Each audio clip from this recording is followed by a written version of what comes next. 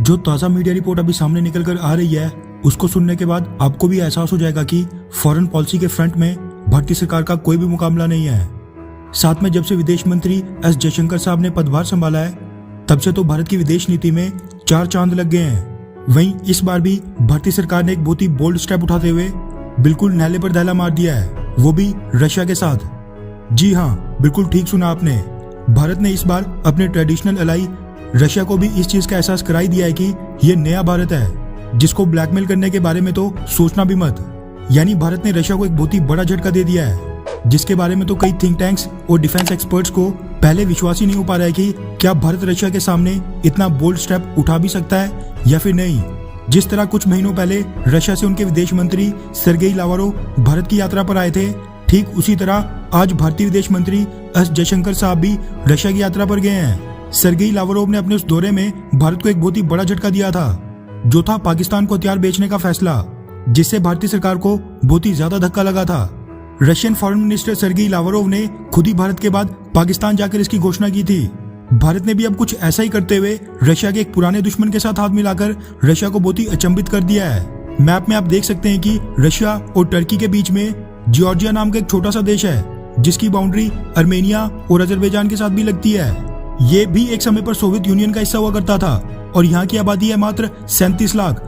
लेकिन आपको शायद ये नहीं पता होगा कि जॉर्जिया के रशिया के साथ संबंध बहुत ही खराब है। साथ में जॉर्जिया के लोग रशिया को कतई पसंद नहीं करते हैं। दोनों देशों के बीच साल 2008 में जॉर्जिया के नॉर्दर्न रीजन में स्थित अबकाजिया और साउथ ओसेटिया को लेकर युद्ध भी हो चुका है, जिसमें रशिया ने इन दोनों रीजन के सेपरेटिस्ट के समर्थन में जॉर्जिया के खिलाफ जाकर लड़ाई लड़ी थी।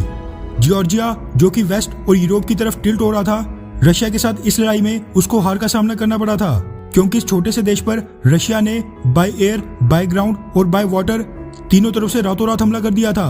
भारी बॉम्बिंग्स की थी, जिसके बाद से ही जॉर्जिया के लोग रशिया को फूटी आंख नहीं सुखाते हैं। रशिया ने 2008 युद्ध में अबकाजिया और साउथ ओसेटिया को जॉर्जिया से छीनकर यहाँ पर अपनी सेना तैनात करके इसको इंडिपेंडेंट देश के रूप में मान्यता दे दी थी, जिसको रशिया के अलावा बस दुनिया के 2-3 और देश रिकॉग्नाइज करते हैं, जबकि बाकी देश अभी भी इसको डिस्प्यूटेड टेरिटरी मानते हैं। साथ में आपकी जानकारी के लिए बता दूं कि भारत भी अबकाजिया और साउथ ओसेटिया को रिकॉग्नाइज बिल्कुल नहीं करता है।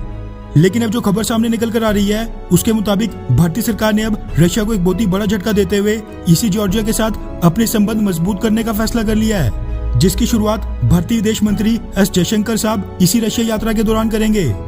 जी बिल्कुल ठीक सुना आपने। ताज़ा रिपोर्ट्स ये निकल कर आ रही हैं कि रशिया के दौरे के बाद वहां से एस जयशंकर साहब जॉर्जिया भी जाएंगे, जो कि किसी भी भारतीय विदेश मंत्री की पहली जॉर्जिया विजिट होने वाली है, जिस दौरान दोनों देशों के संबंधों में एक नया चैप्टर शुरू होने जा रहा है। रशिया के नहले पे दहला ये इसीलिए है क्योंकि सर्गेई लावरोव भारत के बाद सीधा हमारे दुश्मन पाकिस्तान गए थे। ठीक उसी तरह अब इस बार भारतीय विदेश मंत्री भी रशिया के बाद सीधा उसके राइवल जॉर्जिया जाएंगे। वैसे आपकी जानकारी के लिए बता दूं कि भारत की जॉर्जिया में अभी तक कोई भी एम्बेसी नहीं है। जॉर्जिया के पड़ोसी अर्मेनिया में स्थित भारतीय एम्बेसी जॉर्जिया के लिए एक्रेडिटेड है। लेकिन अब कयास ये लगाए जा रहे हैं कि भारत भी जॉर्जिया में एक एम्बेसी खोलकर रशिया को सरप्राइज कर सकता है। साथ में अगर Russian president Vladimir Putin Bharat की यात्रा के जस्ट बाद पाकिस्तान विजिट करते हैं तो क्या पता कल को प्रधानमंत्री मोदी भी रशिया के साथ साथ जॉर्जिया की यात्रा करें। खैर, रशिया के खिलाफ ये एग्रेसिव स्टेप उठाकर मोदी सरकार ने क्या सही किया, हाँ या फिर नहीं, नीचे कमेंट करके अपनी राय जरूर बताएं। अच्छा सुनो, चैनल को सब्सक्राइब करो, उसके बाद घंटी बजा देना ताकि अगली वीडियो आपसे मिस ना हो पाए। Thank you.